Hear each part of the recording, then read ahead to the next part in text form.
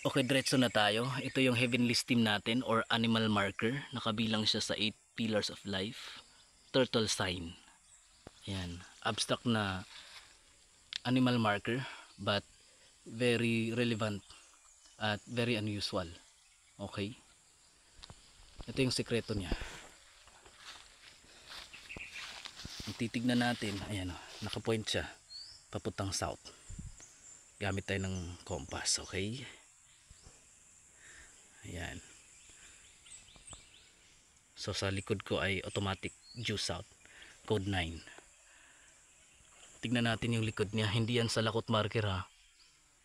Ibig sabihin yan far element. So automatic o confirm na yung item ay nasa south.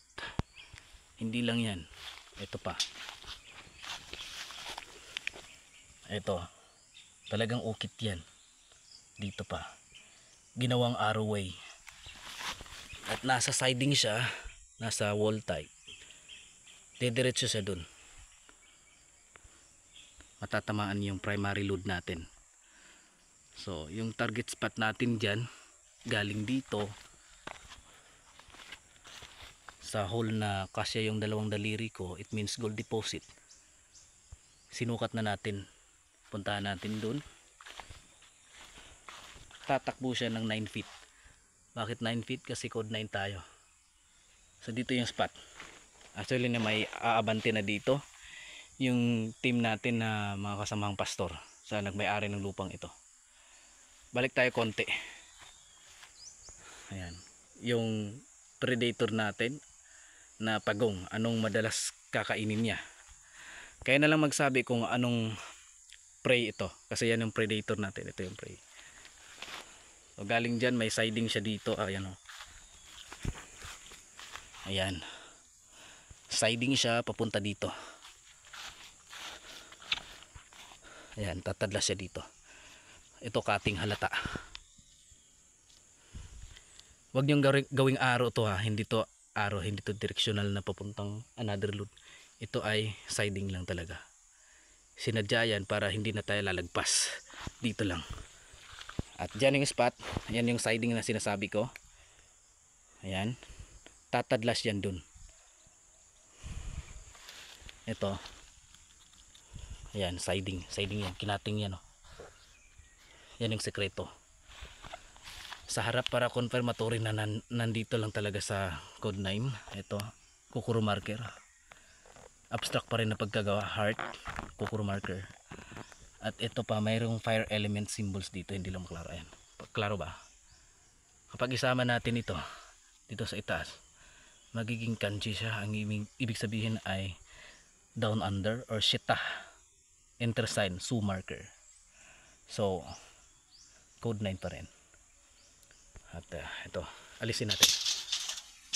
Ito, kasya yung palad ko. Ito, kasya yung palad ko. Ayan. Ibig sabihin ito, each one deposit. So ayan, dediretso sa dun. Subukan natin gamitan ng compass. Ayan, compass orientation. Ito, ayan, dediretso yung tabas papuntang norte. Ayan. Kaya nga dito sa norte meron tayong makikita ang water element. Ayan o, yung ganito pabawd-bawd pa galing dito. Ayan o, pag ganito water element yan. Ito sekreto niya ay arrow pointer, same as ito ay fire element symbol pa rin. At kapag pag sumahin natin ito, yung letter C na ito, hindi ito kasali dito, di rin ito kasali. Ito ay metal. Kaya nga may target load tayo dun sa green degrees, control ng norte. Ito, ay hindi, control ng west side. Ito, sorry, ito, ayan. So green degrees 270 west. Dun sa 50 meters galing dito, matatamaan yung hukay ng ating mga unang dig site o primary dig site na natamaan talaga. Pero bago marating yun, dun sa letter B muna, Yung letter B, magpapakita ako ng clip ha. Ito, ayan. Yung letter B na yan ay sinadyang ginawa yan. Pero yung butas dyan sa gilid ay mali yan. Hindi yan sentro. Lihis yan. Dahil nag-relay kasi sila sa mga metal detector at yung gawa-gawa lang na pendulum. At alam naman natin na kinakailangan i-practice yung mga pendulum na yan. At mas maganda yung may bala pero walang bala. At nagde-detect yan ng mga decoy. So, dediretso papunta doon. Dediretso papunta doon sa may elemental marker na bato na may letter C at may hole, geometric hole. So, yan lang muna. Balik tayo sa pagong. Ito sa pagong na ito ay ayan o, klarong-klaro yung ukit niya. Direksyonal papunta doon. At kung may ulan, tulad kanina may ulan, dediretso yung tubig papunta dito. Ito, mag-ipon siya ng tubig dito. Ito ay water basin. Ayan, yan ang meaning niya. Parang foot marker yan pero ayan ay basin lang. So ibig sabihin mapunduhan ng tubig ba. So literal code 1 siya kasi makargahan siya ng tubig. Ito may dalang malaking load oh. Ito basta pagong malaki. Kung may itlog yan dito sa norte, sa yung buntot niya mas maganda. Ito talaga oh. Talagang kinating yan oh, para bumukha siyang pagong. Yan dito parang pawikan nga eh, pero ito ay pagong. Ayan o, ayan, di ba klarong klaro? Dito tayo. Ayan. So yung primary target niya nandyan sa 9 feet lang galing dito. So kapag mag-remap kayo, gamit muna kayo ng single compass decoding.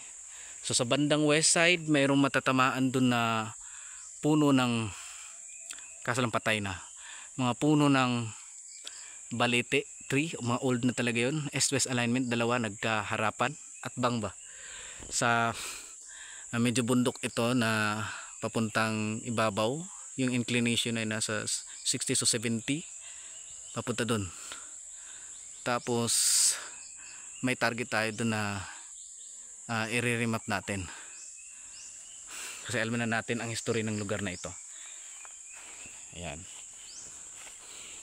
So ito ay ginawa nating submother code dahil meron talaga siyang bato dyan na medyo malaki, mas malaki pa dito ng doble at may mga kanji karakter na nakaukit. At I think na gumamit ng mga engineering batalyon dito ng double compass decoding or either triple compass decoding kasi maraming mga bato na nakaumbok dyan na sadyang talagang nilagay. Hindi ko na lang ipakita kasi mahapon na tapos maulan pa.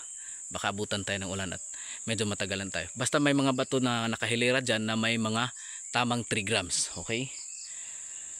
So hanggang dito lang muna mga kaibigan.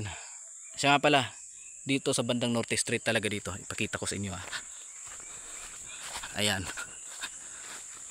Mayroon pang hindi napatay dyan na balete tree. At sa likod pa niyan, sabi ng live pointer natin, dyan mismo yung old flagpole ng mga Japanese dati. At dyan merong mga ano dyan tangkiligera noon na may mga daladalang looted items. Dito sa Mindanao ay very rich in history dahil wala naman masyadong gera na nagaganap dito. Liban dun sa Luzon at Visayas, dun sa Leyte area at dun sa Kiangan, Luzon at yung huling kinampuhan ni Yamashita. Okay. So dito. At kung bago ka pa lang sa aking YouTube channel mga kaibigan ay paki-subscribe naman nang sa ganun ay updated ka sa mga susunod pa nating content about dito. Hindi lang ito basta-bastang content mga kaibigan. Ito ay sinadya ko, hindi naman sa ganun na kumita ako. Dahil literally hindi naman talaga ako kumita sa pag-YouTube. Pero ang purpose ko lang talaga ay yung pag-remapping para maturuan din yung mga katiis natin na gustong maka-retrieve ng item. So shout out dyan sa mga mahilig sa pagte-treasure hunting, sa pag-explore. Dapat yung lupa na i-operate natin ay sa atin talaga. Ito hindi sa akin ito. Subalit pinahintulutan tayo mag-remapping dito. Wala lang talaga tao dito kasi hindi sila pumunta dito kanina. di sila nag-operation, mga ilang araw na. Siguro busy lang. So ito ay tama. At i-check natin ito sa ating mayroon kasi tayong kaibigan, yung sinasabi ko na may Japanese one. I-check natin ang dimension kung gaano kalaki yung object or gaano kalakas yung hatak ng ions. Hanggang dito lang at medyo maulan na. Maraming salamat. Yan yung dinaanan dati ng mga Hapon. Yan. Ito ay nasa Butuan area. Somewhere in Dao. Okay.